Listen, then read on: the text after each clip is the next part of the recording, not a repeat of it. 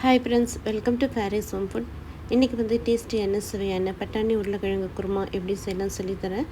இது சுட சுட சாதத்துக்கு, இட்லி, தோசை, சப்பாத்தி, பூரி எல்லாத்துக்குமே இது ரொம்ப நல்லா டேஸ்ட்டாக இருக்குங்க. இந்த பட்டாணி உருளைக்கிழங்கு குருமா கறி குழம்பு டேஸ்ட்டில் இருக்குங்க. இதையும் நீங்கள் மிஸ் பண்ணாமல் ட்ரை பண்ணி பாருங்கள். வாங்க வீடியோக்குள்ளே போய் பார்க்கலாம். வீடியோக்குள்ளே போய் பார்க்கறதுக்கு முன்னாடி நம்மளுடைய சேனலை சப்ஸ்கிரைப் பண்ணுங்க, சப்ஸ்கிரைப் பண்ணிக்கோங்க. தேங்க்யூ.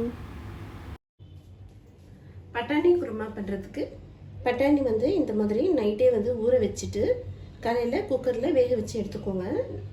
ஒரு 7 மணி நேரமாவது பட்டாணி நைட்டு ஊறணும். இப்போ நான் காலையில் செய்கிறதுனால நைட்டே ஊற வச்சுட்டு இப்போது இந்த பச்சை பட்டாணி வேக வச்சு எடுத்து வச்சுருக்கேன். 1/4 மூடி தேங்காய் கட் பண்ணி வச்சுக்கோங்க. பழுத்த தக்காளியாக ஒரு தக்காளி குட்டி குட்டியாக நறுக்கிக்கோங்க. 2 உருளைக்கிழங்கு நறுக்கிக்கோங்க. 15 சின்ன வெங்காயம் நறுக்கிக்கோங்க. 1 டீஸ்பூன் இஞ்சி பூண்டு பேஸ்ட்டு. தேங்காயில் கசகசா 1 டீஸ்பூன் கசகசா போட்டுக்கோங்க. 5 முந்திரி போட்டுக்கோங்க. 1/2 டீஸ்பூன் சோம்பு. முந்திரி உங்ககிட்ட இல்லைன்னா ஓகே, வேணாம் விட்டுடலாம், ஸ்கிப் பண்ணிக்கோங்க. இப்போ எல்லாம் மிக்ஸி ஜாரில் போட்டு அரைச்சிட்டு வந்துடலாம். தேங்காய், கசகசா, முந்திரி, சோம்பு நல்லா பேஸ்ட் பண்ணிட்டு வந்துடலாம். இப்போ நம்ம ஒரு பேன் வச்சுக்கலாம். பட்டாணி குருமா செய்கிறதுக்கு பேன் வச்சுக்கோங்க. கொஞ்சமாக ஆயில் போட்டுக்கோங்க. ஆயில் சூடானதும் 1/4 டீஸ்பூன் சோம்பு போட்டுக்கோங்க. ஒரு அன்னாச்சி பூ, 4 கிராம்பு, 2-3 ஏலக்காய், ஒரு பட்டை துண்டு, பட்டை, கிராம், சோம்பு எல்லாம் பொரிஞ்சதும் 2 பச்சை மிளகாய்,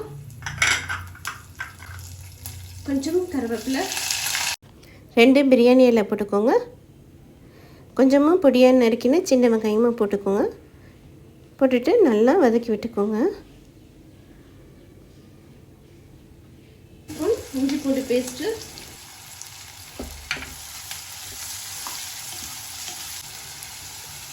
ஒரு தக்காளி நல்ல பழுத்த தக்காளியாக குட்டி குட்டியாக நறுக்கி போட்டுக்கோங்க.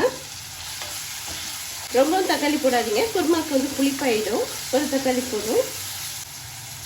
கட் பண்ணி வச்சுருக்கிற உருளைக்கிழங்கு ரொம்ப பொடிசாக கட் பண்ணாமல் மீடியம் சைஸில் உருளைக்கிழங்கு கட் பண்ணிக்கோங்க. நைட்டு ஊற வச்சு காலையில் வேக வச்ச பச்சை பட்டாணி. இதுக்கு வேக வைக்க தனியாக டைம் இல்லைன்னா நீங்கள் குக்கரில் பண்ணிக்கோங்க.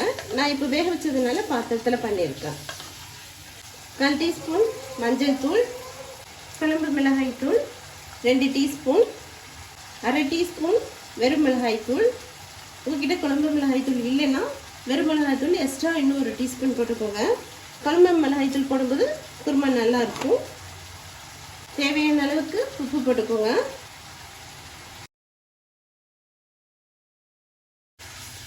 இந்த குழம்பு நல்ல டேஸ்ட்டாக இருக்குங்க. கறி குழம்பு சுவையில் இருக்கும்.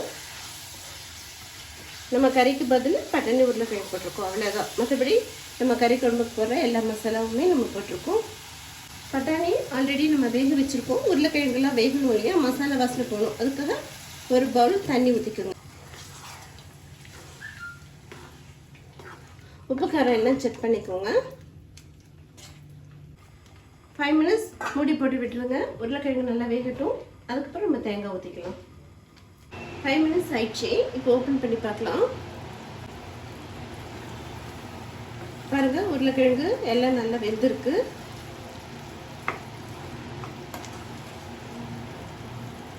அதெல்லாம் சூப்பராக வெந்திருக்கு.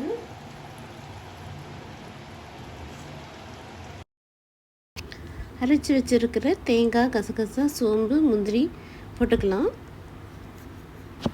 தேங்காய் அரைச்ச ஜாரில் கொஞ்சம் தண்ணி ஊற்றி அலசி அதையும் ஊற்றிக்கலாம். நல்லா மிக்ஸ் பண்ணி விட்டுக்கோங்க. இது ரொம்ப ஈஸிங்க. 10 மினிட்ஸ்லேயே இந்த குருமா முடிச்சிடும்.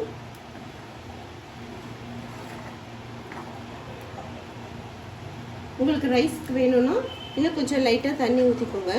சப்பாத்தி, இட்லி, தோசை, பரோட்டாக்கெல்லாம் சாப்பிடணுன்னா இந்த மாதிரி திக்காகவே நீங்கள் வச்சுக்கோங்க. நல்லா மிக்ஸ் பண்ணி விட்டுட்டு உப்பு காரம் எல்லாம் செக் பண்ணிக்கோங்க.